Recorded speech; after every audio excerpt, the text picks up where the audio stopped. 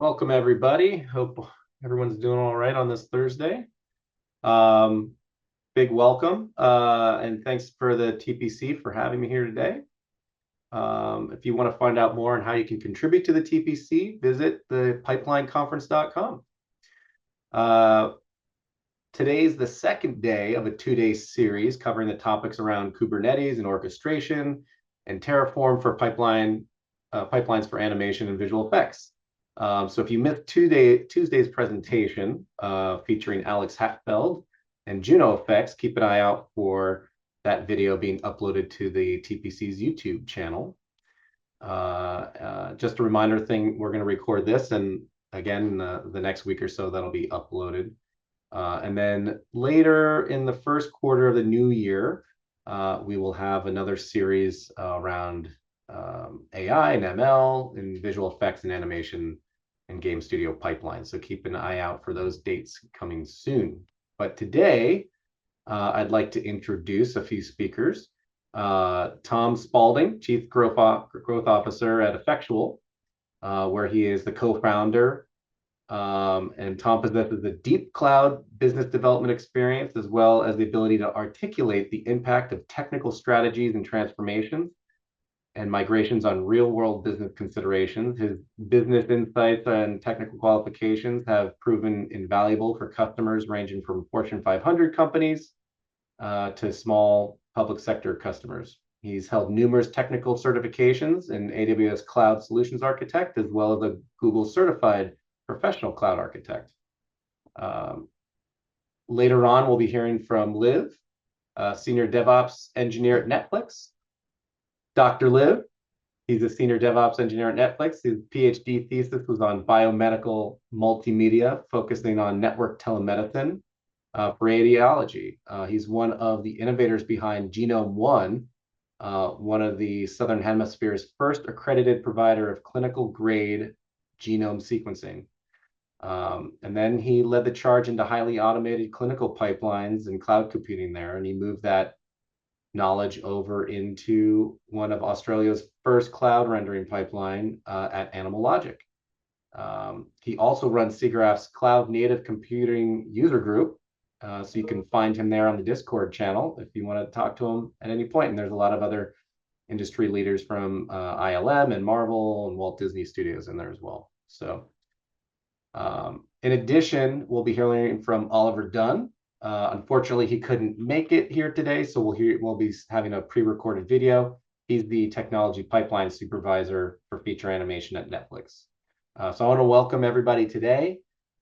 Thank you for being here, and I think we're going to start with Tom at Effectual. Tom? Fantastic, Saker. Thank you very much. I'd love to give you an intro. Do you want to Yeah. do you want to jump in quickly though? Yeah, I'll give a quick background. Saker Clipston, I'm the CTO of Zoic Studios and Zoic Labs. My background is pretty broad. Started off as an artist, got into engineering, pipelines, networking, development. So I've been around for a while, 22 years at Zoic and about 26 years in the industry. So I just love being around all the technology and learning about it. So at the end, we're going to have an awesome Q&A session, hopefully. So please hit that QA button down below and put in any questions, and we'll be fielding those at the end. So please fire away off any questions, as you guys listen through these presentations, and we'll get into it at the end. And then also one reminder in the chat, if you can, we're always trying to figure out what the next talk should be about and future talks. So if you can put a little bit about where you are from and what interests you might have in future talks, that will be great. What company you work for, how big your department might be. So anyways, I forgot to mention that. But Tom, thank you. Take it away. No, love it. Thank you very much for having me well, yourself, Saker, for hosting, and then to the Pipeline Conference for inviting Effectual here today. So, as Saker mentioned, this is the second part of a series, with the first part being focused very much on containerization and Kubernetes, and today looking more at the Terraform, the infrastructure as code aspect of building out these pipelines. my presentation or my talk today is just to focus on this idea of a golden image. So just quickly, kind of a little bit more background on who Effectual is as opposed to who I am. We're a consultancy firm. We have around 350 engineers across the US, and we specialize in consulting with enterprise customers around helping tackle these modern challenges. To dive straight in, I want to frame the challenge and talk about kind of the what you'll see across the next 5 slides, which is we're talking about, and you'll hear from Liv later. These are some really deep and challenging technical issues. There's legacy technical debt to bring into consideration. There's modern technologies that is evolving incredibly quickly, but my presentation will be much more focused on the why. Why build out a pipeline? How do we do it? And how do we sell it kind of up into our businesses to derive the value that the technology can bring? Ultimately, the technology is here to serve a purpose. The technology is here to kind of help us drive costs down, drive risk down, drive revenue up, and to effectively help to outcompete in the market. So when we talk about the journey to get there, one of the interesting things that was asked on the previous Kubernetes and the containerization focused presentation was kind of if we're going to present cloud orchestration to the studio executive teams, what is the key talking points to secure that support? So that was great to see that on the lead into this presentation, a question for the Kubernetes team of, okay, great, we understand the technology, we're technologists, we want to adopt it. How do I sell this up? How do I talk in the language that they're going to understand? And so I've taken a real life customer example that we've done within the media and entertainment industry. Hopefully you've been reading as I've been talking. But this was a challenge that was brought to us specifically around a studio that was looking to deploy and switch between multiple different application stacks. So they were servicing many different studios themselves, and those studios pushed down to the VFX company a requirement to use different applications when working on their projects and animating and illustrating within a particular virtual desktop environment. And then the very next day, or even later on that day, swapping projects and having to use a completely different tech stack. And what that meant was they were manually building out these tech stacks and deploying them each time they had to transfer. Not just that, but also as the time rolled on, as we moved month to month, those tech stacks started to become out of date and needed to be upgraded, and things were being upgraded at different points. People were using different versions of the same software, and it became incredibly difficult to manage. You then extrapolate that onto a global stage. You start compounding this issue as you start collaborating across 5, 10, 15, 20, 25 different contributors to a single large-scale project. That was the challenge that was presented to us, and we presented this idea of a golden image. It's not new in the market. It's been used in the enterprise or in IT organizations to manage the rollout of patching, to manage the rollout of new applications for virtual desktops for a while. And especially during the pandemic, it became very prevalent as we suddenly needed to distribute the same image to hundreds, if not thousands, of different people that were operating a completely new methodology than they had been the week before when everyone got sent home. So with that challenge kind of in front of us, we looked at the technologies that we had available to us. We looked at the other constraints from a technical perspective that were being asked to be considered around going multi-cloud, about allowing these different customers and these different studios to leverage the technologies they felt comfortable with. And ultimately, we landed on HCP Packer. Think of this as an artifactory or a registry that holds that golden image for you. And when combined with other HashiCorp products like Terraform, and then incorporating additional security screening to really bring it up to that enterprise grade and reduce that risk, pulling in Wiz, we were able to automate the ability to get these images deployed within 20 minutes. So we're looking at the ability for an illustrator to start working on one project in the morning, stand up, go and get a coffee, come back, and be working in a completely different project in the afternoon that might be using a completely different set of tools, completely different set of applications, potentially even on a completely different cloud. Whereas for the illustrator, they didn't care. They were there to do the job that they're incredible at.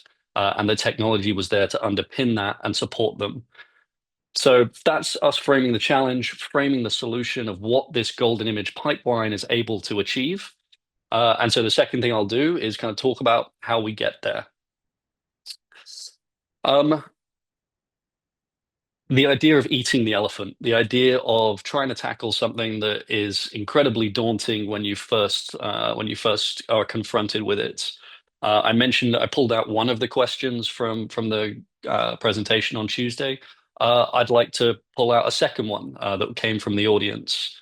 This was a question that came across as, what is your recommendation on how to get started on this journey? Should we start with Kubernetes for containerization and then introduce orchestration? This looks like a fairly mature pipeline. When you started this journey, how long did it take you to start introducing the initial set of capabilities? As I saw that come in, as I saw that question come in, I thought, fantastic. This is something that people want to know. This is something that people are excited about getting to this phase 3, this idea of full automation, multi-cloud. It's all push of a button and it's all rapidly deployed, but it's not something that you go to bed on Friday and you wake up on Monday and it's all been done for you. There are steps that you need to take. And for some customers, for some studios, for some use cases, stopping at phase 1 is absolutely fine. For some, making it to phase 2 is where they need to be. And then to get really sophisticated, to get to that nirvana of phase 3 is the goal for a lot of people. I can guarantee, having been doing this for over 15 years, there'll be a phase 4, 5, 6, 7 within 2 months. And before we know it, kind of what was phase 3 will be phase 0. Technology is just moving that quickly.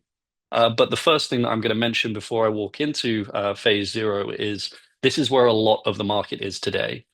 The reason that consultancies exist, the reason that we have these kind of presentations is because these are challenges that a lot of companies are trying to solve. And a lot of them are at this point right now. The first thing that you do, and kind of working with TPC, working with Dennis and Saker and Lib, is to recognize where you're at. For a lot of companies, just knowing where the starting point is the very first step. We start talking about being daunted by trying to get to that phase 3. The very first step you can take that's absolutely very practical, very pragmatic is, where am I today? And then defining, what do I want to be able to do? What does good look like? If phase 3 is where you want to get to, putting in those milestones of, okay, this for me, knowing my limitations from a skill set perspective, from other projects I have going on, from other business considerations, potentially that's an 18-month project. For a smaller organization, it might be a 6-month project, but being realistic about where your starting point is, and then what you want to achieve and what the goal is absolutely the first step that you need to take. And it will start enabling you to have that conversation up into the executive level to get this sponsorship to fund a project like this. So that's absolutely step 1. That's the first thing, is look at where you are today, do that discovery, and define together what's the objective you're trying to achieve. Write that down, and that will enable you to start talking about moving into phase 1. Now, I mentioned as well, we've solved this problem for a particular customer. We've leveraged a tech stack. We've built a golden image pipeline. So if I start using kind of specific technologies like Terraform, like Packer, or talking about one of the 3 hyperscalers, that's just pulling from experience. These technologies are absolutely interchangeable. There is going to be the best version for you. You can see here specifically called out in that first bullet point for step 1 is introducing the source, or the registry for these golden images. And it's written HCP Packer. HCP stands for HashiCorp Cloud Platform. which is a paid version of the Packer technology. Uh, Artifactory from JFrog is another one. There's lots of open source tooling. This is one that we've used that we've seen work as it takes off a lot of the burden from our customers, with HashiCorp effectively taking on some of the management of it. But as you take this first step into standardizing on what you're trying to build, the technology is less important than it is actually choosing the business outcome you're trying to achieve, defining where you're going to put these golden images that define the different types of tech stacks that you want to be able to deploy quickly. Start with one. That's the first thing. This idea of golden images is wonderful. That if you have multiple different tech stacks that you want to be deploying, don't try and build out each individual image and then start working on how quickly you can deploy one, two, and three. Start with one. Run that through the pipeline. Potentially run that through the pipeline to land on different cloud platforms and test each part of the pipeline first with a standard golden image. You can even do something as simple as choose a single application and run that through, even if you have a multi-application VDI. Choosing a single application reduces a lot of the potential variables that you have to troubleshoot as you're building out these pipelines.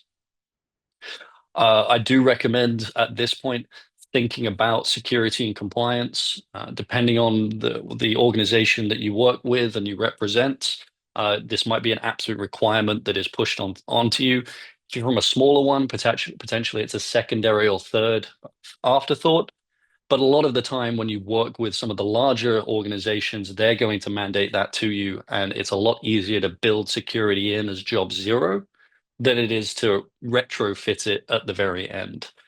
We selected Wiz, the current darlings of Wall Street, as a security platform to do those scans. I'll show you the architecture later on. Wiz is absolutely one of the best in breeds right now and is very cloud native.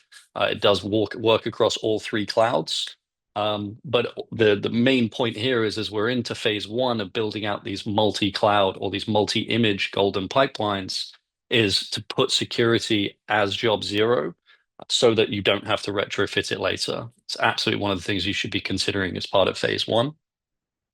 In fact, my CEO and co-founder is noted in the market as saying, you can get everything right in cloud, but if you get security wrong, you might as well not have bothered.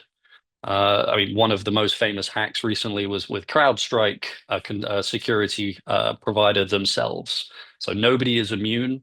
Everybody is out there and needs to protect themselves. I can say when building out these pipelines and starting early is do bring security into that very first conversation and starting that kind of that single image before you start to add in additional variables. The second part is around optimizing for speed, optimizing for automation, orchestration. We now have a pipeline that we've defined in step one as to the technologies we want to use. We've selected the registry of where we're going to be storing these golden images. We might have at the first stage only created one image. Now we can start to expand those capabilities into multiple images. We can start to standardize on infrastructure as code. It's written in here again, Terraform, one of the ones that works across clouds. Potentially for this use case, if you are a single cloud customer and you've been using CloudFormation templates, this could be a consideration to port those over to something that is multi-cloud to give you more flexibility, to give you more options moving forwards. And analyze your pipe. Be critical of yourself in phase two. From phase one, you've absolutely taken that first step. You've built a single pipeline. You've built a single golden image that works. Hopefully, you've put security in the front end so you know you're protected at the same time. But be critical of the decisions that you made. Potentially, that's kind of the open source version of a particular technology in phase one works perfectly for your organization at that point. But now the management overhead is starting to creep up, and you're spending longer and longer making sure that the code you wrote in phase one is still applicable as you move multi-cloud. That consider challenging that and maybe plugging in a paid version of a specific provider is going to reduce that overhead. again, these are conversations that you should be having with the executive level in these terms of reducing cost, reducing overhead, increasing efficiencies, with the golden image or that North Star of driving down the amount of time it takes to swap between these different contextual tech stacks. And then the final one that we talk about is around getting to that full automation. So a lot of the time, this is described kind of at the very high level of one-click deployments, push-button deployments. This is where everybody is striving to get to. If in phase two, you've spent the time to optimize, you've spent the time to automate where possible, you've looked to reduce the amount of burden that is being placed on your internal IT teams by outsourcing to the providers that do this. Then in phase three, you're being even more critical about other places that you can invest in the pipeline. So in order to get to that enterprise-wide adoption, look at some of these more advanced capabilities that come from these providers, Sentinel and Vault coming out of HashiCorp, and Wiz is called out here once again. Sentinel is effectively policy as code. You can start dictating that, okay, if you're deploying this golden image, you're only allowed to deploy it in Europe. Sentinel can be the policy as code that drives that. You can have at an executive level, the procurement level, somebody could have a falling out with somebody at Microsoft, and as a result, we're going to start moving or prioritizing GCP. Again, leveraging that additional automation that comes and looking at that, looking at the ability to react to business considerations that the enterprise is pushing down on the IT team. Having built a rock solid foundation in phase one, having expanded that phase in phase two to have an automation forward approach, in phase three, you start being able to ingest business requirements, translating them quickly into effectively code and actioning on a business decision.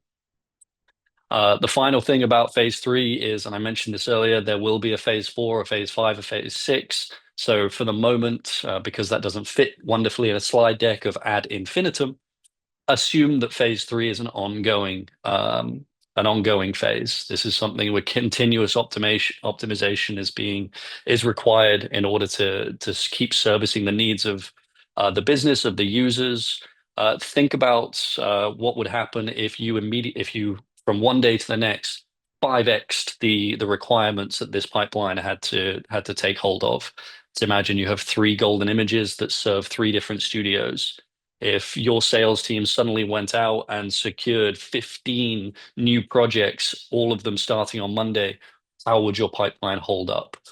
Those kind of thought exercises in phase three really do start to challenge you and look at the technology of, is that fit for purpose? Can that 5x overnight without me effectively having a coronary in order to help support it? Those kind of tabletop exercises not only ensure that you're pushing yourself forward as a technologist to learn the latest and greatest that's coming out there, but it also helps to keep the pipeline fresh. It helps to keep the pipeline fit for purpose and to like bring in the business considerations of, can we do this cheaper? Can we do this faster? And then again, with the Sentinel and the Vault and the Wiz portions of, can I do this in a more secure and safe manner? There's no such thing as perfection when it comes to security. So it's all about how secure you are. It's not a true or false statement. So I would encourage anyone that makes it to phase three, don't down tools and going to pat ourselves on the back and say we did it. This is something that is a continuous transformation as the technology evolves. So it's three really quick steps that you can take. I say really quick in terms of I've covered them in about 20 minutes. But as I mentioned at the start, this could be an 18-month journey. It could be a 12-month journey just to get to step one. It depends on the scale and size of your organization. But pick what is right for you. Put a timeline in place that is realistic and pragmatic. And consistently refer back to these three outcomes, these three parts of the roadmap when you're talking internally about what you're building. This goes right the way back to that first question that came back on the Tuesday call or the Tuesday presentation, which is how do we translate these technologies? How do I talk about Terraform, and how do I talk about Packer? How do I talk about multi-cloud in a way that kind of a non-technical person can start to digest and get on board and get excited about? And the answer to that question is these three pieces. Talk about reducing cost or increasing revenue. That's what businesses are here to do. We're here to make money, and you do that by earning more than you spend. It can be that simple. Talk about risk, mitigating risk, increasing security, lowering insurance premiums as a result of implementing security tooling is a real issue in the market. We've seen the insurance providers are clocking on to cybersecurity policies and cybersecurity postures. And by implementing certain aspects of security into a golden image pipeline and actually demonstrating that you have a repeatable, dependable, automated, and minimal human interference way of delivering these types of technologies, will lower your insurance premiums.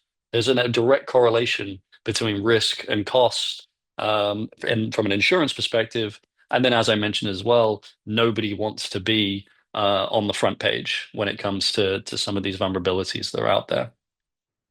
But ultimately, when we talk about kind of pipelines, when we talk about delivering golden images for our businesses, speed is what we think about first. That's why I've left it till last. When we talk about speed, operational efficiencies, reducing overhead, reducing busy work, Amazon has something that's called undifferentiated heavy lifting. They have a game internally that every time they say it, they have to put money in a jar. They talk about reducing undifferentiated heavy lifting so often it's become a game internally. But that's a great thing for us to be able to leverage from them. If they're out there trying to take the undifferentiated heavy lifting off of us, let them. When we talk about speed, this is something that automation orchestration are designed to achieve for us. And so we should be absolutely talking to our business stakeholders about how would you be able to talk to your stakeholders, your customers, your board of directors, if you're able to say, I can do this faster than I used to be able to do it, and I'm therefore more competitive. I'm therefore more reactive. I can outcompete our competitors because I can do this better, faster, and cheaper. These particular pipelines that we have built in the past have reduced it from 24 hours to 20 minutes. And we should be able to get there as an organization, or any organization should be able to get there, excuse me, by putting in place that plan and tackling something that is quite daunting in a series of very manageable steps. The final thing that I wanted to put up here is, what does this look like? I've spoken about this contextually. I put these names up, and so I thought, look, let's put the logos up. Let's have a look at how all of this connects together. Putting in some fail-safe actions there. We internally use Slack. That can be notifications to Teams, notifications to emails.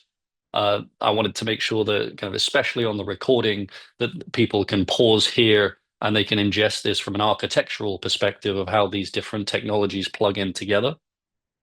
But ultimately, what we're looking to do is store our golden images over here in the image registry. We want to make sure that this is where we are updating. This is where we are ensuring that we have a single location to update this golden image, because ultimately we're building them out here in whatever target cloud we want to. We're scanning them before they are delivered, but the delivery from the registry to the private cloud, to the public clouds, excuse me, that's what the automation is doing. It's pulling from that registry and it's deploying so that the illustrators can get to work and they can be effective. And ultimately, they don't care what's under the hood. And from a management perspective, we have a single source of updating all of these golden images. And when we onboard a new project, we can then look at the different tech stack that that project requires, build that once, put it in the registry, and we can pull from it and ad infinitum times. And as a result of that, we don't have to consistently rebuild these different tech stacks in order for our illustrators and our users to be productive. So that's it, a really kind of whirlwind overview of how to have a conversation with our businesses about building out these pipelines, why we should be building them out, and then a quick three-phase approach on starting and analyzing where we're at today, doing that discovery, moving into that first pilot use case, moving into building out that image and trialing each portion of the pipeline. Phase two, make it more complex, build out the functionality, automate where possible, and optimize before ultimately moving to phase three, which is that continuous and never-ending portion of building out these types of technologies. Thank you very much for the time, and let me pass it back over to Seika. Tom, that was awesome. Thank you so much. Really, really interesting. I think it kind of helps frame kind of the conversation and how all those components kind of, how they link together, and it gives a lot of food for thought, I think, for people who haven't even set forth really down this road yet on how to maybe go about implementing this pipeline. So I'm sure folks will be looking at the recording and kind of going back and looking at all those different phases and using that maybe as a blueprint. So thanks for that. Really appreciate it. Let's reintroduce Liv, Senior DevOps Engineer at Netflix. Thank you, Liv.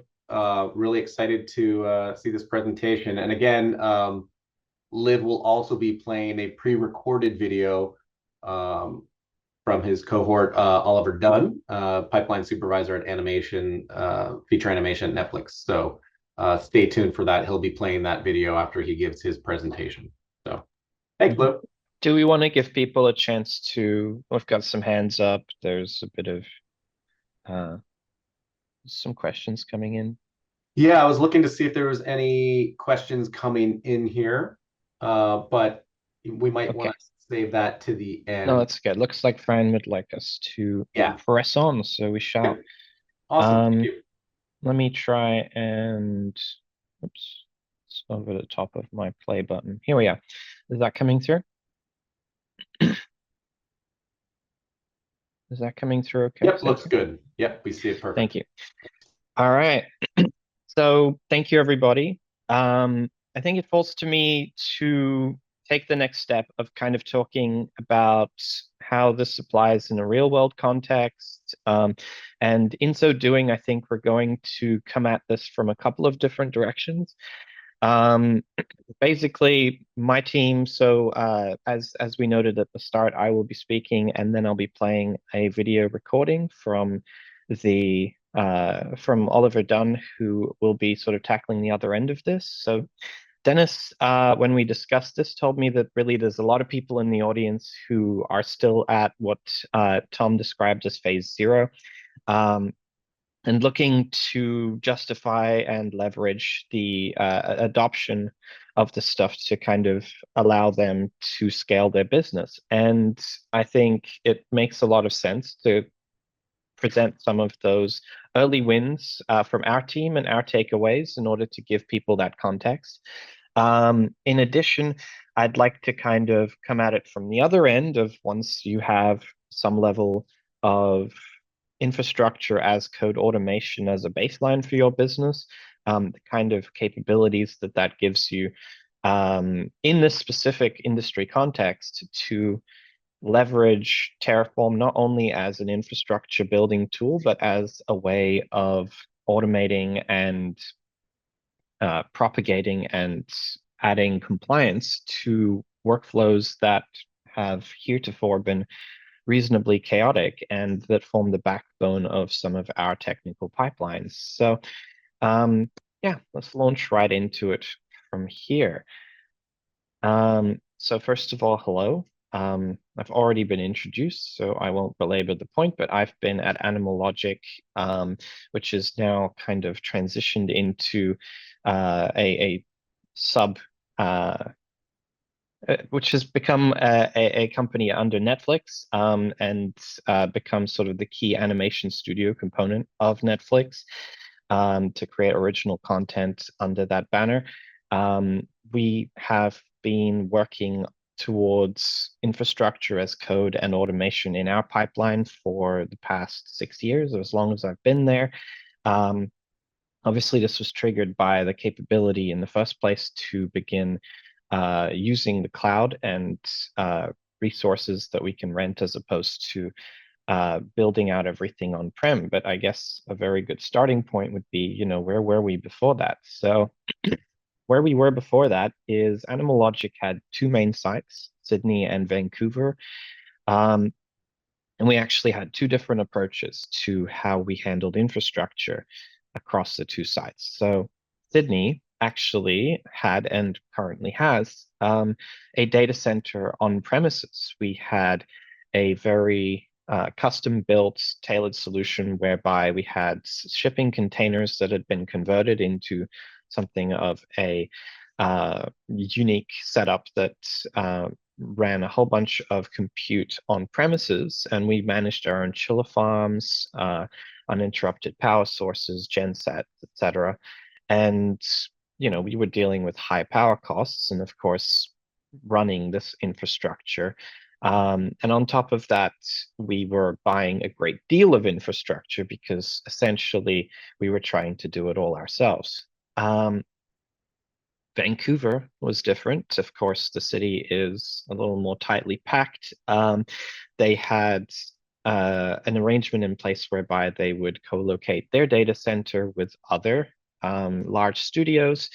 And of course, that led to space challenges, and there was some costs as well associated with that. But the main issue with it, of course, was that as we adopted different data centers and kind of integrated them into our stacks, we would face logistical challenges of essentially having to move large amounts of compute between them. And in fact, it may surprise some of you who are further along in the journey these days, and of course, so are we. But we were also shipping a large amount of compute in shipping containers between Sydney and Vancouver on the regular. So there was computers making that very long journey across the world many times so as to slot into various productions that were ongoing at those different sites. So, there was definitely an attitude of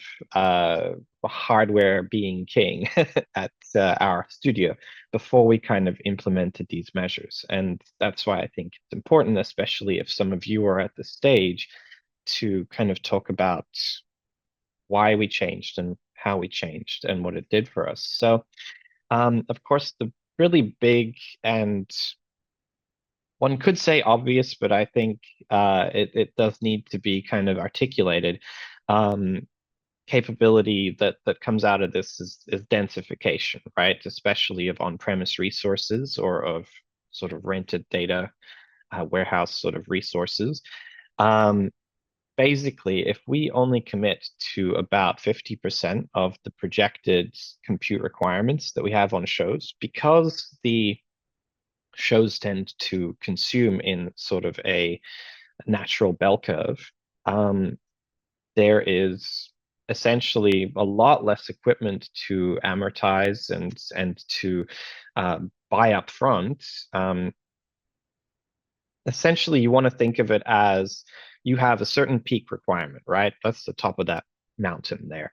The peak requirement is how much compute, storage, RAM, etc. you're going to use at the height of your show that you need, because of course your departments will all be working in tandem and it'll be the prime sort of delivery window. So you do need it, but do you need to be buying all of that up front? And what does it cost you in the long term, right? Because there is that natural bell curve to every project. You essentially, anything under the bell curve, so anything under the peak is money that you've lost unnecessarily. And if you sort of shave that peak in half and you commit to 50% of that requirement in advance, and then you fill in the remainder of that peak with resources that are ephemeral and that appear and disappear via processes run by infrastructure as code, if you can have those be first-class citizens in your pipeline and essentially run jobs, etc., the same way, you are saving yourself a huge amount of that bell curve space. Essentially, it all translates to a great deal of real money. You're also saving yourself hardware refresh cycle for all those machines, and you've got lower power and cooling needs, which allows you to optimize your capabilities and your farm, even on the hardware level, right? So essentially, shaving off that peak is the big thing that you want from a render farm perspective, right? Now, this isn't necessarily public knowledge, but we actually ran 2 cloud render POCs, right? When we were introducing the idea of cloud rendering for the first time and we wanted to shave off that peak of requirements, we had disagreements and or different approaches between the sites as to how to get there, right? And I think this is a really good use case to walk through because actually it speaks to the benefits of using Terraform and using infrastructure as code approaches and making that shift from sort of phase 0 to phase 1 and the mindsets that Tom described. So we have 2 teams, right? We will speak of them as the tortoise and the hare in this example. And one of the teams had a mandate to focus on agility and fast functionality and getting across the line as quickly as possible. So agile, if you guys know that term. And then there's a focus on the other side on automation, governance, and best practice. The idea that we're sort of settling in for the long term, and even if we don't get there fast, at the end of the day, we have a best practice pipeline. So while one team was building only what's required, when required, and trying to simplify and streamline the requirements to get across the line as quick as possible, because we did have a good culture of provisioning, pre-provisioning, having everything kind of running through an Ansible stack and so on, and a lot of infrastructure knowledge on the team. The idea was that really, if we solve a few key problems, we could get across the line and have that capability, even without the sort of infrastructure as code side of it being finished, right? And in the meantime, on the sort of tortoise end, if you will, we invested in innovation and tried to front load the sort of design tasks and think about the end-to-end workflows, as well as refactoring our code and working in that sort of more iterative way. So, one might expect we ended up spending a lot less on the tortoise end. We definitely gave the agile team that was trying to get the functionality across the line the lion's share of the budget, which makes a lot of sense because they would get us the capability and then we'd sort of fill in the rest, as it were. But it's not necessarily really how it worked out, even though we expected the sort of tortoise team to take longer to show results. We wanted to play it safe. It was our first sort of movie in the cloud, so we wanted to make sure we had that backup as well if the sprint sort of failed us. And then, since the other side was exploratory and we wanted to get real results faster, again, the expectation was indeed that it would be faster, right? Especially since we were resourced on the sort of hare side to run higher value, more ambitious tests. And, the more cloud render you can spin up, the more you can test and refine quickly, right? But what happened was that we, of course, found that the slow and steady approach got us much better results in the sense that not only were we kind of finished with a stable and capable platform earlier, but in practice, it delivered greater value and greater production readiness during the same exact time frame, right? So not what you'd expect, especially if you're an agile hero. But here's where the Terraform build kind of added value and allowed us to make that shift faster, right? The first part, of course, was that we were able to bring up that infrastructure and bring it back down at will. We had the capability to handle basically any department's jobs with a versatile build that was based on infrastructure as code, and thus able to scale to thousands of render nodes with no sort of difference in the capability, in the support requirements, right? Because it was all run by the same stack. It was reliable, it was production ready. We were able to leverage a bunch of instance types on AWS, which didn't necessarily match our existing render farm specs on our previous hosts. And we were able to deploy these hosts individually within about 3 minutes each across 3 different availability zones. And we were building entirely on preemptible instances, spot instances in the AWS parlance, which, of course, I'm sure a lot of people in the industry are well aware by now, are those instances which can be taken away from you at any time, but which, as a result, are a great deal cheaper. And since, again, each of these could be provisioned by code and would be maintained by code, the fact is that we could quite simply lose 50% of them at any given time if we needed to, and we would essentially just have the stack bring them back up. So it made the stack self-healing, which we will get into a little more later. But of course, the outcomes as well were transferable, right? So if we were doing everything in code, the abstraction would fit just as well to the other team. So we were able to empower the other studio to do the exact same work the same way. So what really makes the shift happen and brings the majority of the value is to shift not just your technology, but your mindset. We applied a number of specific rules of thumb to make our studio technologies more reliable than they'd ever been in the on-prem in the on-premise sort of environment. So, of course, infrastructure as code, using code to drive infrastructure is itself a transformative idea, especially when it comes to using ephemeral instances. So again, at first glance, it's hard to justify. Working with machines that are by definition unreliable and they can be taken away from you is difficult, right? It makes it a lot harder. But we use them exclusively to develop, refine, and test our capabilities because the mindset shift required to move from that phase 0 to phase 1 that sort of Tom talked about naturally leads to the adoption of best practices that will stand your company in very good stead and improve your maturity over time, paying dividends later, because you're forced to accept a certain few sort of key ideas, and I'm going to list them here. So number one, the idea of cattle, not pets, right? We never make changes in the cloud by hand.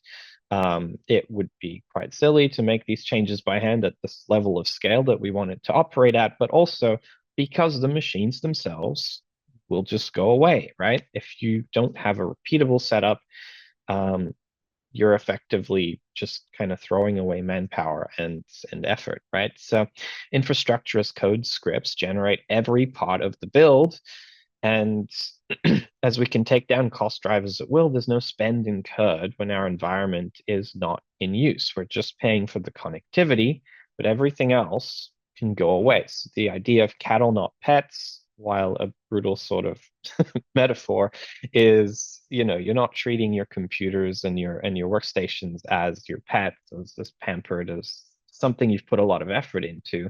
Every single one is effectively just an interchangeable animal that can be quite easily kind of bought and sold, replaced, whatever, without any impact to your pipeline, right? And we really had a problem with this ahead of time, right? We had a lot of pet machines where certain workflows would only run on certain nodes and things like that. And this kind of forced us away from that mentality. And of course, if you build for failure, knowing that your machines are the kind that fail frequently, failure tolerance and redundancy needs to be step one. So I would count that as mission one, even more so than security, right? In not to undermine Tom's point, I think security is incredibly important, and you should definitely listen to the idea of baking it in ahead of time. But like the ultimate security here is, you know, even if the seas boil and Vancouver is wiped away, you know, there's plenty more AWS regions that they can build in.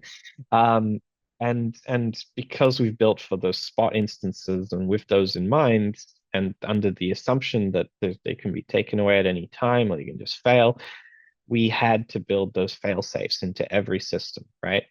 So then when things like network problems strike or software bugs or huge hardware failures, we've had a we've had one of our data centers melt down in the Sydney heat once, it happens.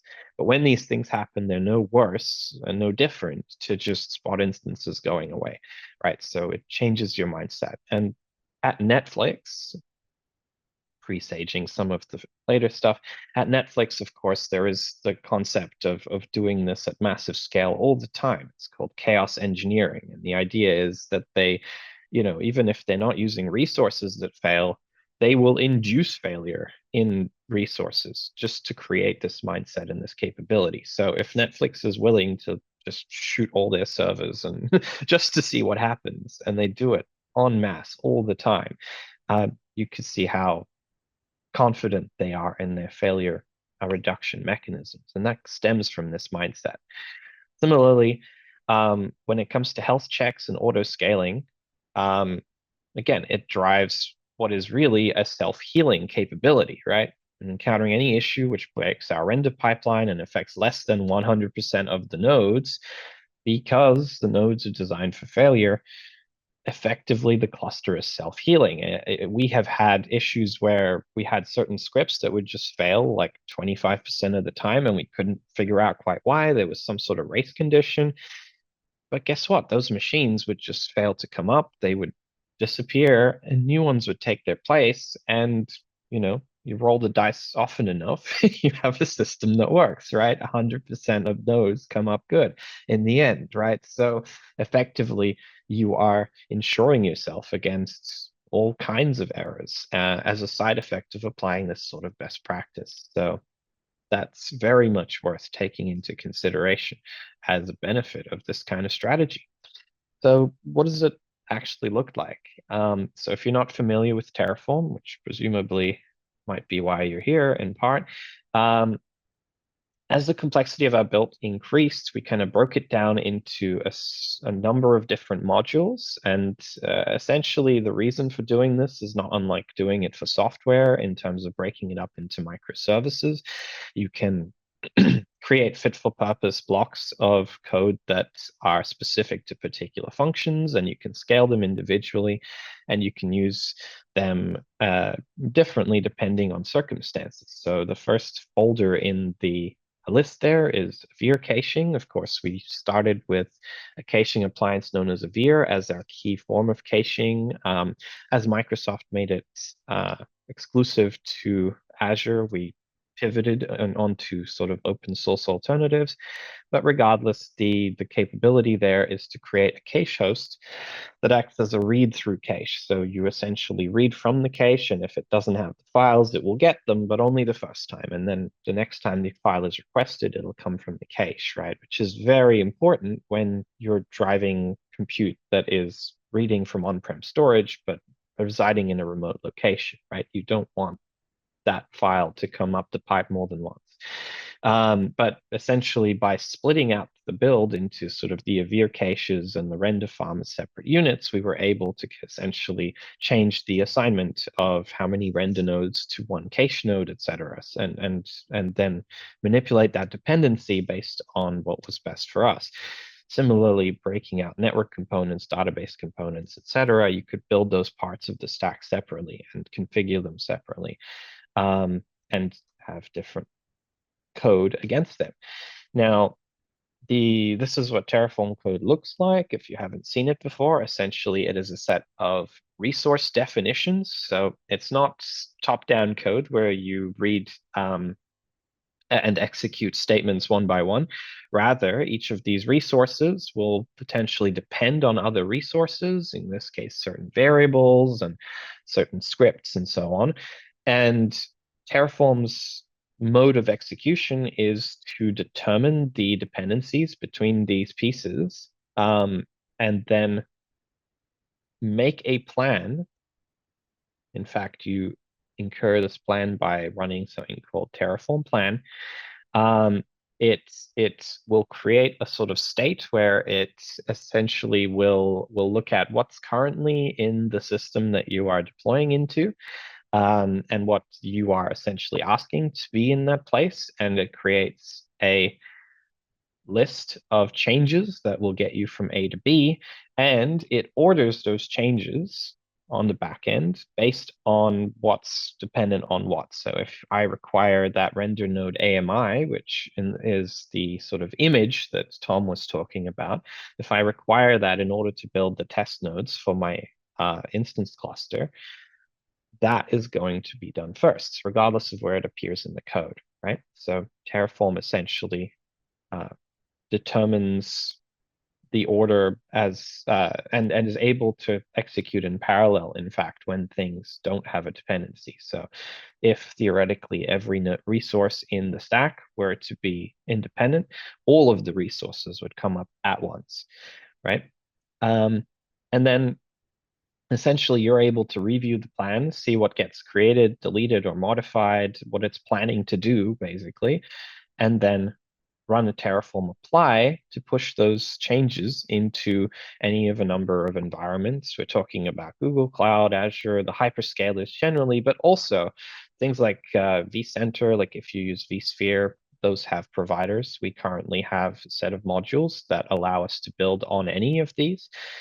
In the past, we had branches. Essentially, there would be an Azure branch, there would be an Amazon branch, and you would build whichever one you like, and they had the same resources defined in different ways because, of course, the resources differ between these stacks, but essentially you want the same thing. So we just have the same variables driving two very different stacks with very similar names of the resources. As we move forward, as Tom already described, that leads to creating independent modules that essentially just take your inputs and allow you to specify which platform you'd like to be on. And if under the hood you have implementations for both, then essentially you can provide one module for a render node, for instance, and have it run on vSphere, have it run on Netflix's internal platform, which not sure if it's publicly nameable, but the point is the hyperscalers, all of it becomes one homogeneous pool of compute you can draw upon. And by using modular Terraform scripts to build our environment, we could easily swap out individual tools and services and allow our stack to become vendor agnostic. So as we moved forward, there was also an effort to move this into our own tooling, sort of put some tooling before the Terraform. And this was for an important reason that I think Tom didn't cover on, and I'd like to sort of touch on here, which is you need to be able to allow production teams to drive your spending. And so you need to be able to predict how much you're going to spend and essentially give them a clear, this is what it's going to cost you and here's what you will get. You know, you'll get X hours of this much compute. It will get you from here to there. And to do that, we created essentially a wrapper for our Terraform code called CloudProv, which not only would run our various Terraform codes in instanced ways, so we could do it in different environments at the same time, but also would do a bunch of prediction based not on the AWS calculators and such, but on the real world costs that we had observed. And the next step from there is to use things like machine learning for optimization and prediction, where you can say, well, looking at how these particular render jobs look, you know, we've got this much in the way of assets, they got this many triangles, whatever it may be, you can drive that prediction with real data and get better outcomes. And as such, a production officer or a COO can essentially just say, okay, well, what's it going to cost to get what I need?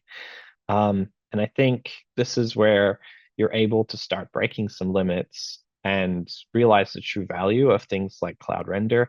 So I'm going to touch on some Cloud Render real-world use cases that I think are very relevant, and they illustrate the three key ways that scaling and auto-scaling in particular, your infrastructure can give you huge results. So this is case study one bad rabbit.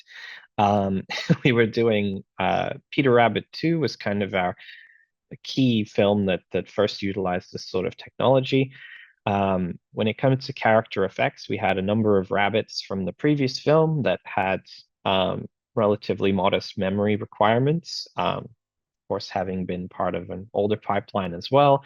But we had one particular rabbit named Barnabas, which was in a lot of close-ups and also just had a very different hair system to the others. He was supposed to look scruffy, a little bit mean, and he really blew out the sort of RAM usage. So during trailer production, any shot containing the Barnabas character wouldn't run on our on-prem render farm at all due to the added complexity of the character. And although the people worked day and night to try and fix this and optimize the character, the fact is that he still exceeded our maximum farm specs for a substantial portion of the project.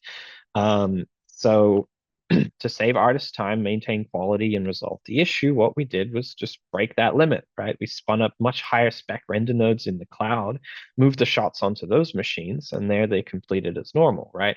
It can show, I showed there the graph of like RAM capabilities across sort of our farm and other comparable machines. You can see that in AWS, the sort of maximum you can reach for RAM is ridiculous, to the point of wondering why anyone would need that much RAM. So, breaking those kinds of limits can be extremely valuable to a creative studio.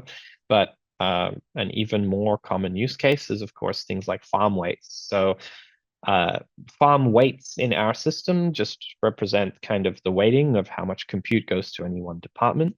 It's always been a zero-sum game at Animal prior to sort of the render farming and auto scaling side of things coming in. For one department to get more resources, someone else had to lose their resources, right? And during peak production on Peter Rabbit 2, the character effects team required a lot more resources, once again, due to Barnabas and other things along that nature, to ensure they could stay on track and deliver on time. But no other department was willing to sacrifice their resources, as everyone was in the same final stages, so losing farm capability would be disastrous to them, right? To any of them. So what we would do, break that limit, right? We expanded the farm substantially with additional render blades in the cloud and assigned all that new farm capacity to char effects without compromising other departments, right? We basically doubled our render farm. And we're able to get through more jobs, more iterations. So it wasn't just a case of doubling the capacity for work to get done. You would actually, like, a lot more jobs would come in because there was that extra capacity, and we were able to complete 40% more caches, 40% more renders, and thus have 30 to 80% more actual shots in the pipeline to be reviewed every day. So that improved the quality of the final picture as well, not just the abilities of the department to work. So this is what's called horizontal scaling, and that's one of the key sort of scaling varieties that you can have.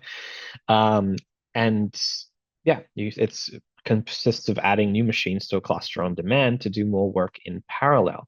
So we, at the time, could comfortably add about 25,000 vCPUs to our farm across our existing link, and could do up to 60,000 vCPUs with storage caching, or by expanding our bandwidth, which is a lot of CPUs to add to the farm. We could do a great deal more than that now. So this was Peter Rabbit days, but yeah, it shows the value of horizontal scaling and where and how it's relevant to our industry. Similarly, the final use case I'll leave you with is stolen frames, right? Breaking the limit or in turnaround. So during final delivery on Peter Rabbit 2, the lighting team experienced some last-minute failed frames on the day of the deadline for final grading. There wasn't time to run the frames again because they would take another 6 hours to render on the local farm, and sadly, we didn't have that much time till delivery. We really had to get that film out the door at the promised time. So what's to do? To ensure the review would happen on the same day and production wouldn't get delayed, we spun up a set of powerful cloud render nodes with next-gen hardware, and those, which leveraged AWS's new M5 processors, which were very new at the time, were able to cut the render time down by about half, right? So this is what's called vertical scaling, where you expand the processing power of individual nodes to get through work faster. So instead of scaling in massive parallelism, you sort of scale up all of the individual machines to give yourself more capabilities. And yeah, each of them has its place. we were able to break the limit of per frame turnaround and deliver those shots between 1.5 and 2 times faster, depending on the complexity of the shot. So I'm going to touch on 4 drivers that are sort of changing our approach to infrastructure as code now that we've sort of matured beyond this level internally, right? Seem to have lost my pointer, so give me a sec. All right. So the first thing is basically microservice adoption. There, I'm showing both, but microservice adoption refers to the capability, of course, to break up all of our large applications in our studio into microservices as well. So the same approach I was talking about for the Terraform stack itself is now being applied to all of our applications and all of our sort of subcomponents of our asset management system and our pipeline, which allows us to scale more effectively and intelligently because you don't have to scale up the entire thing in order to get more performance out of some small part of it. You essentially break it up into those pieces and make them individually scalable, and then allow yourself that leeway to say, well, I only need to spend enough to kind of grow this component. I don't have to grow the whole stack. And then, of course, one can scale down those elements that are not doing useful work. And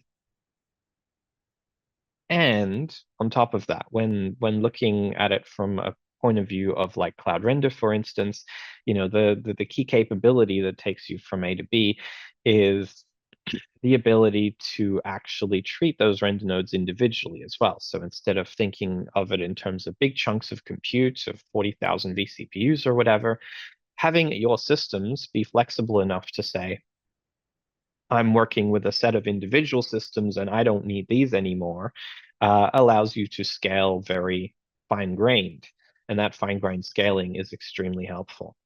So then unified global file system is the other thing that's sort of coming in, that's making a big splash, right? The idea is that it's very hard to bend the laws of physics. And if you've got studios in a bunch of different locations around the world, individually in these studios, people will tend to have been very used to having one file system that everyone shares. And when a change gets made, it's reflected for everyone immediately and often with extreme speed. But doing that across country lines is just impossible, right? So solving the problem of actually how to deal with that delay of files coming up that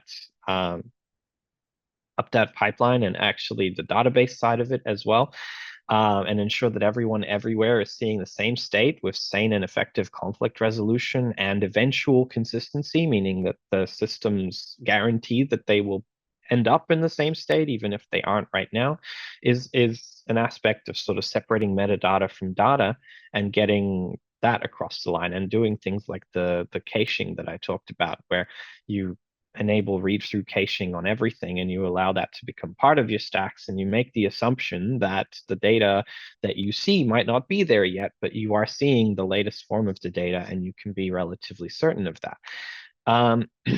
Then the other thing, I don't want to belabor too much because we had a huge pipeline conference talk on this just recently from the people at Juno, but you know, there is a new approach, and it's something that is used at Netflix and has been for a long time towards handling a lot of this kind of infrastructure, which is essentially to drive the infrastructure from orchestration.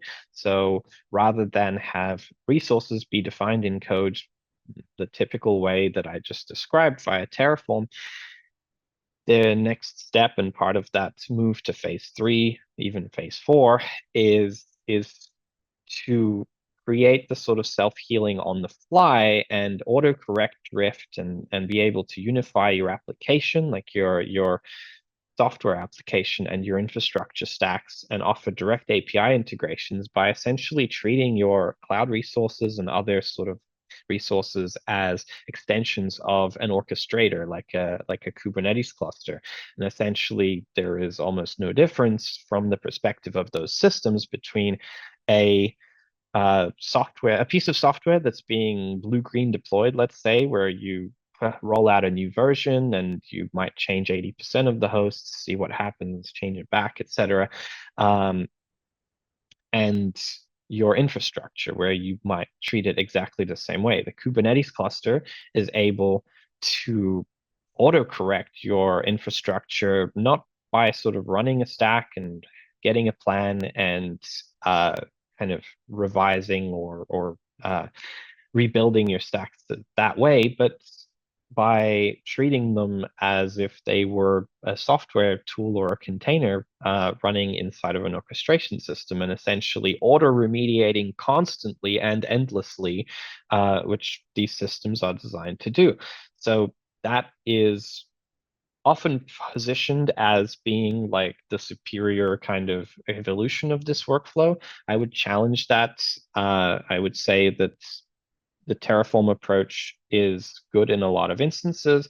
The orchestration approach is excellent where it is appropriate. It is not naturally best for all Terraform stacks to transition to this kind of model. And Netflix internally does use a lot of Terraform stacks. They do primarily use this kind of orchestration approach, but that's not to say that it is meaningfully the best option all of the time, right? So, you know, and there's huge value just getting to phase one. That's really what we're trying to articulate here is you don't have to bite off the whole elephant all at once. Look at what Tom describes and follow those steps. That's the right way to do it. Over time, as we have grown and complexified everything, a lot of our big wins are going to come from the idea of not just driving the infrastructure with code, but driving that code with more code. And of course, driving that code with orchestrators, right? So you kind of add layers as you go to improve your capabilities. In this case, because we have something called Arc, that's sort of that monolithic system that's always run everything inside of our business, breaking up Arc into microservices was only one part of optimizing it. The next is to ensure that essentially you can handle whole ecosystems of these interconnected microservices as independent sets and apply them to different projects, so that if I make a change in Arc, I'm not touching every single project that we're doing, because we can do more projects in parallel and give people more capabilities by doing everything in versions. So you could have versions of your pipeline that are separated. So at this point, I'd like to introduce Oliver's talk. So Oliver's talk is an example of how you can apply this mindset and this infrastructure approach to the abstract concepts of your pipeline itself.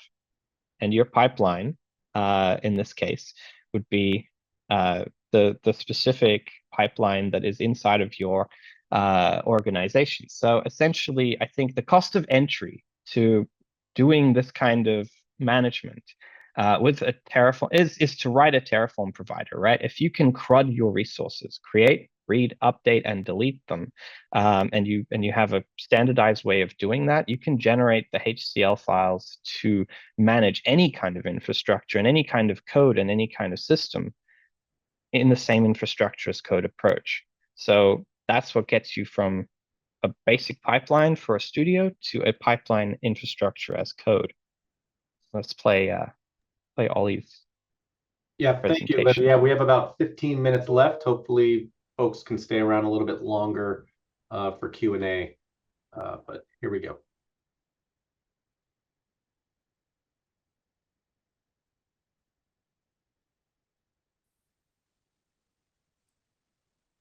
Hi there, welcome to this quick demo on Project Pacifica, a project that we've been working on for a little while that is starting to utilize Terraform as a way to manage and maintain the configuration of our production pipeline for animated feature films.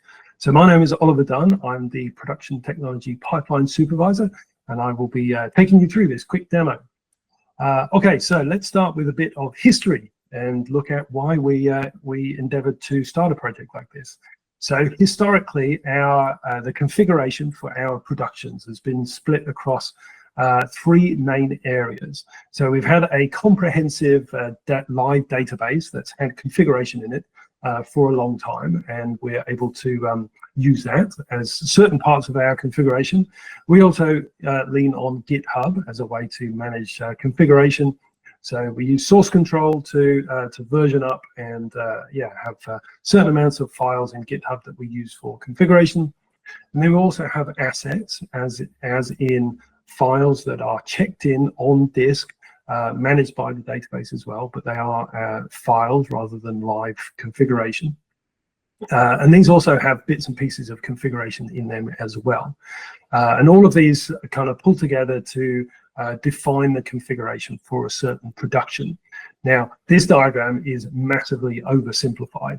Over the years, we have a tangled web of these configurations kind of talking to each other or requiring bits of each other, and then various layers of code that's been put on top to try and kind of manage and pull bits from various areas. So it's quite tangled, somewhat long in the tooth, and definitely ready for a bit of a refresh. So talking about then moving into a concept of Project Pacifica, and what do we mean by that? So that is looking at moving all of our configuration into a centralized standard system that is going to be files on disk, calling them pack files. And then all configuration then goes through what we're calling the Pacifica engine, using Terraform to then push those out into a production. So yeah, super high level at the moment, just introducing the concepts, and I'll go a bit more into the details about what that means in a second. So how are we using it? So we're looking at to use it in both creation, so setting up new shows, as well as iterating on shows once they are set up as well. So in the world of Terraform, that's like the terminology of utilizing the day one as well as the day 2+ system.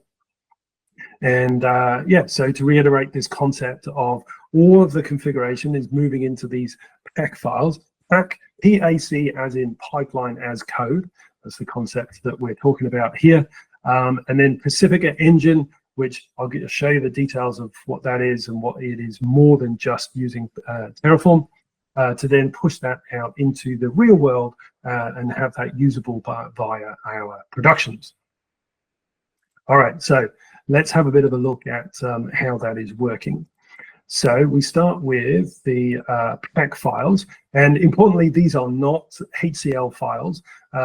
When we first started on this project, we looked at the content of the HCL files, and due to just the scale and complexity of the amount of configuration that we manage in our production pipelines, we made the decision that the people that were going to be maintaining this, the show TDs, needed something higher level and easier to understand than raw HCL files. So we've come up with our own file format here called pack files. So there's a bit of processing that needs to go on to be able to do that. So first thing is that we expand these. So these are templated files. And to be able to stamp them out into a show, we need to expand all of that templatization. So we do that and create these files called XPack files. And then the next step, these get converted to the raw HCL file format. And then from there, we can push that into Terraform. And we have providers created for Terraform that knows what to do to then push that out into our live database and ready out into the real world for our productions to be able to use it. And so I should say that at the moment, these are transient. They are in memory. While they are actual file formats, we don't write them out to disk. They can be done for debugging purposes if we need to, but we haven't found that we need to do that at this stage at the moment. All right, so let's have a bit of a look at the workflow that we have at the moment. So we're actually heavily using GitHub and GitHub Actions as a way to manage this. So the first step that a user would do if they want to make some changes to the configuration of a project, they would do a checkout in GitHub and then create a branch, make the changes, the desired changes that they want, and create a PR. The act of creating the PR would go ahead and create a Terraform plan. And that Terraform plan is then linked back to the PR so that the reviewers can clearly see the changes that are going to get pushed out into the real world. And then if that is deemed that the thing that we want to push out, then the user will go ahead and merge that PR, and that would then create a Terraform apply and push those changes out into the real world. So that's kind of the system that we have at the moment. But we are looking at moving to the future, and yeah, where are we taking this project from here? So it has been shown that like managing the entire configuration of a production pipeline with raw text-based files is too cumbersome as a user experience. So we've been exploring kind of going vertical with this project and building user interfaces on top, defining user roles on who's going to be using it and how, and yeah, looking at how we're going to manage that moving forwards. So a bit of a preview of that is this kind of concept here, where we've defined these 3 different roles, where we have maintainers, which would be the underlying engineers that manage the engine itself, and the schemas for the files, for the pack files, etc. And then we have our show configurators, yeah, show-based TDs that would create workflows that write out these pack files, and that would be the main configuration for our shows. And then we also want to enable an even higher level of interaction with this system for people such as CG supervisors that want to be able to manage at a very high level certain parts of configuration for their show. And then so that would, these workflows would then be exposed to these higher level users for them to be able to use it. And then ultimately, all of these UIs then feed back to writing out pack files, which then go ahead and push out into our live database for the productions to use. So benefits, what's the, yeah, what are the benefits to this kind of system? Well, there's quite a few. First of all, it's really helping to centralize our configuration system. So like I said at the beginning, historically, we've had our configuration spread across various different places. So bringing that all into one system is really helping to unify and simplify how we're managing configuration. And then we're also looking at utilizing templatization of that to be able to stamp that out to multiple shows, removing the need for any duplication of configuration. And then any particular show can just override the template configuration as they need to be able to customize their own show. And then using this kind of system, that we would then be able to much more easily show diffs between shows to be able to see where a show has drifted from the template, or how they compare between shows, and then also being able to kind of cherry pick certain changes from one show to another or back to the template itself, etc. Things like that.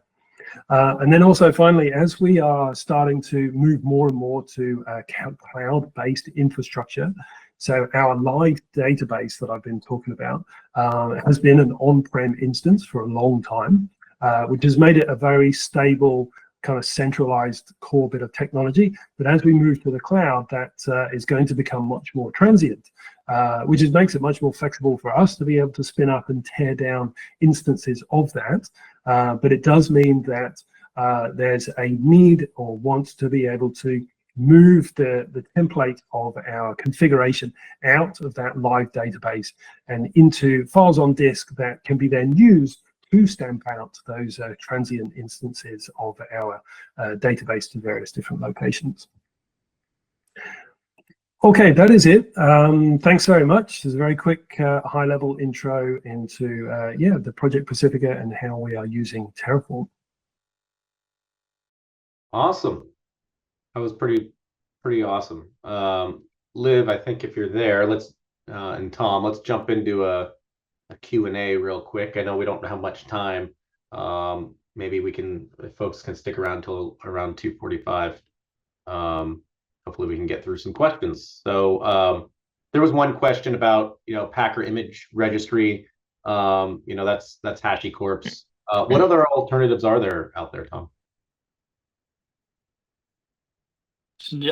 Mute. Oh, sorry, I want to mute. So yeah, I think the question was, what were we referring to with the image registry?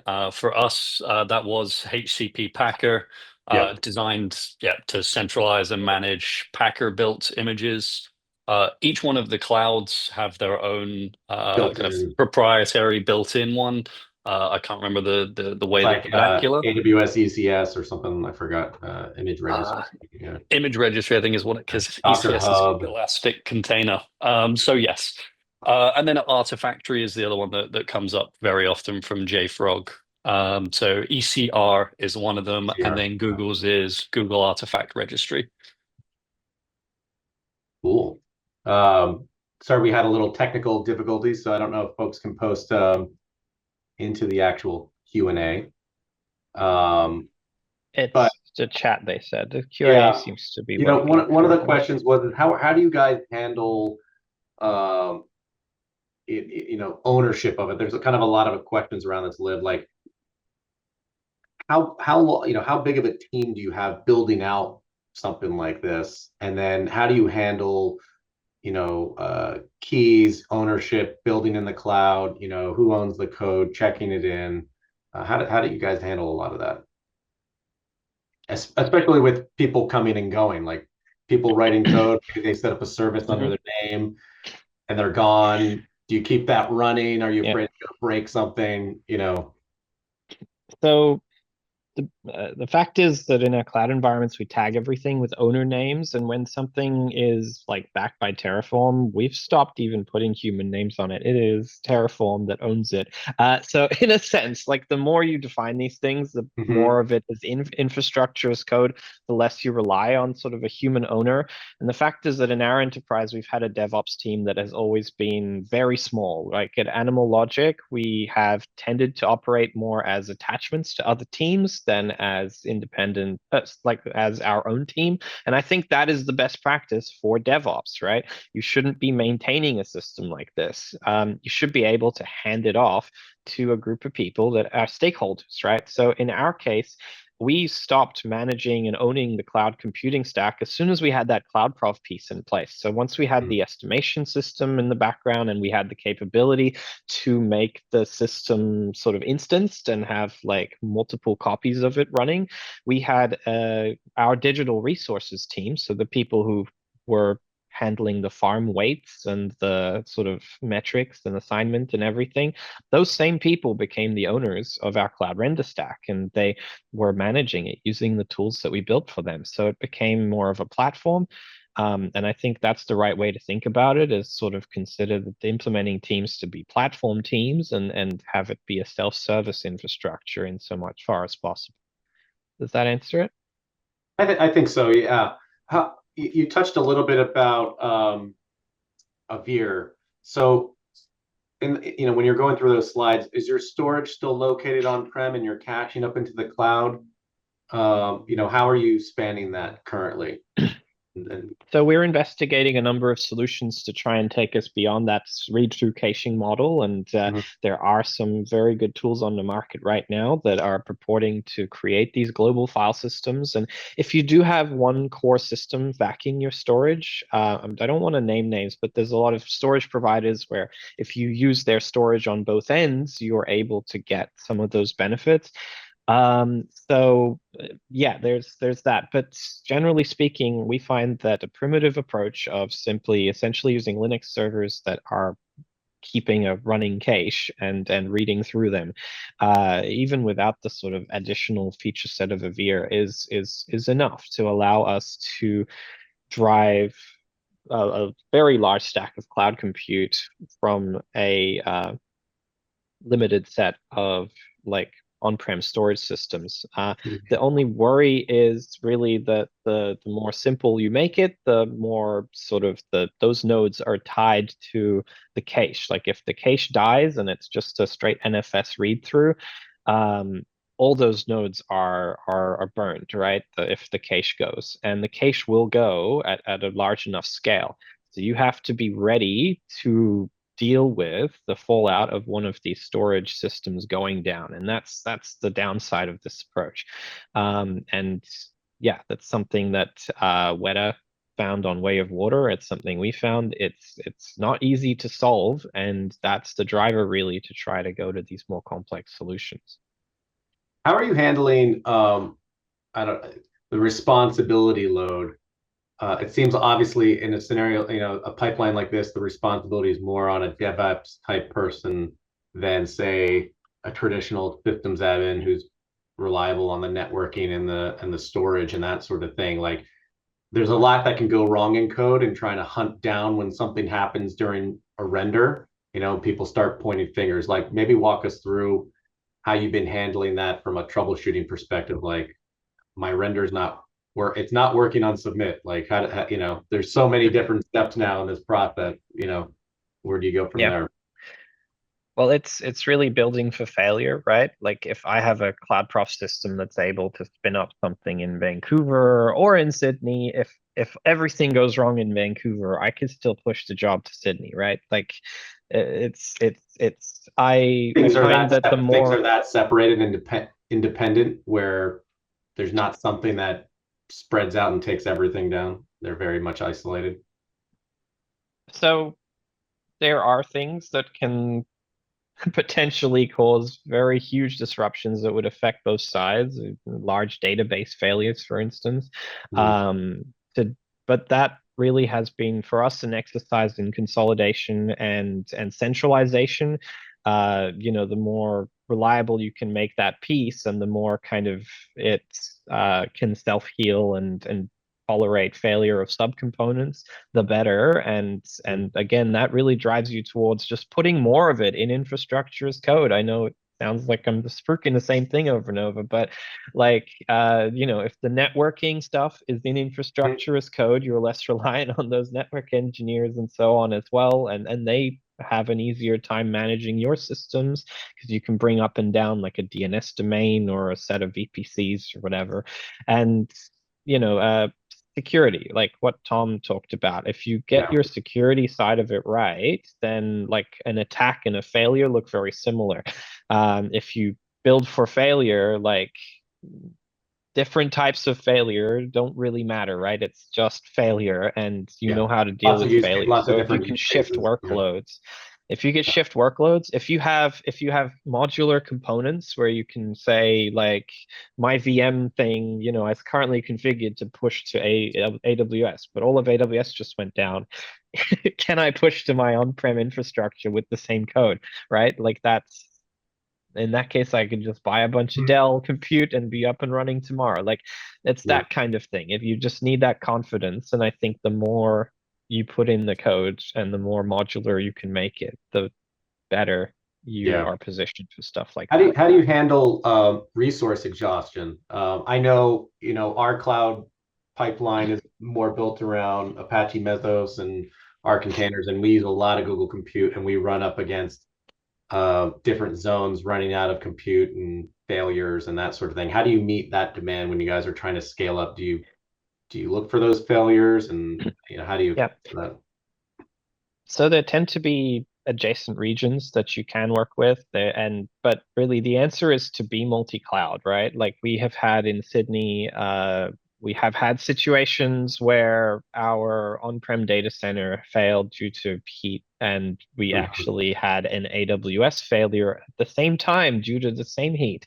We were unable to sort of spin up compute at the time. Like they didn't fall over in terms of the stuff we already had on there, but we couldn't spin up more stuff. So at that point, having an Azure stack that works is very much a valuable thing for the business. And so it's that diversification that does help there. But it's not just across providers. You can diversify across regions. We have instituted a system whereby artists can put their workstations on the farm. Like you press a button on one of our Linux things and say, add this machine to the farm, and that will tide us over, if things go real bad. There are a lot of mitigations that we can put in place. Like we have had capacity run out, especially in Sydney. It's a small region. If Weta and us are sort of both fighting for those resources, it can get tough, right? So that's where you want to be either multi-cloud or have like a backup region, or the capability that you need to build is just to be able to shift your workload, and one or two fail safes is enough. Is that handled more? Saker, is that can I quickly jump in there with a non-technical answer to that? Is don't be afraid to approach Amazon, Microsoft, and Google and let them know what your requirements are. These clouds are built by people that are rack and stacking servers. So have a close partnership with your preferred cloud of choice. And if you know you've got something coming up at the end of kind of the end of the month, end of the year, whatever, let them know, and they will actually reserve capacity for you. And then that close partnership of just not forgetting that these limits are created by a technology, but the technology is being built by people. It's one of the avenues that's frequently kind of underserved, and AWS in particular loves it. They want to have that conversation because they want to be talking to Liv about the fact that they had a storage capacity issue in Sydney that they preempted and they were able to serve Netflix with what they needed. That's a story for them as a cloud provider that they get mileage out of. Yeah, 100%. We had conversations with Google all the time, specifically around the holidays. Black Friday, a lot of compute gets used there. So it's really important to have those conversations. So it might be a little bit harder for smaller facilities, if you don't have a dedicated account rep and Agreed. a big And wall. then That's where, working with maybe a company like yourself or something like that or reserved capacity. Change yeah, it from a technical auto scaling conversation into a procurement conversation of I know at a bare minimum I'm going to need 30% like of my compute at any given time, and reserve that. They'll ask for a term commitment of a year yeah, up front or a zero down, but it's a one year commit. Uh, every major company has reserved instances or savings plans that reserves them a bare minimum of capacity. yeah. So auto scaling is all well and good when you need to burst, and I absolutely agree. Kind of having multi-cloud as an option in your back pocket to be able to balance the risk, absolutely. But don't be afraid to explore kind of having a conversation from a commercial perspective as well. Going back, maybe we didn't quite answer it. I got somebody asking me how large is your team and how long has it taken thus far to get to where you're at to implement these practices using Terraform, Liv? Well, I will say all of the work that was described in this presentation, because I was focusing on the start of our journey, it was orchestrated by myself with only limited resources from other departments sort of coming in. And over time, of course, it has grown into a whole enterprise, but we were able to get across the line of from like building on-prem exclusively to having working cloud instances that could render our content Mm-hmm. with a few cheats, right? We cut some corners to start with, but it was able to be done with a team of two. So don't think of it as so again, there's that infrastructure backing, we had 10 people working to, on the networking, on the storage, on the Yeah. and we had a solid system to start with, right? But when it comes to adapting those workflows, being able to build AMIs that do the same job, like if you're following best practices and you have assistance from some of these hyperscalers as well, it's in their interest to get you onto the cloud, right? You will get resources that way, and you'll be able to operate with quite a small team. You'll find.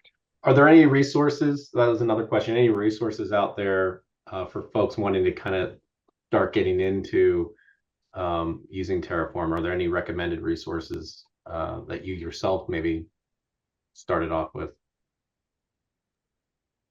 Terraform, like HashiCorp has very strong Terraform documentation to begin with.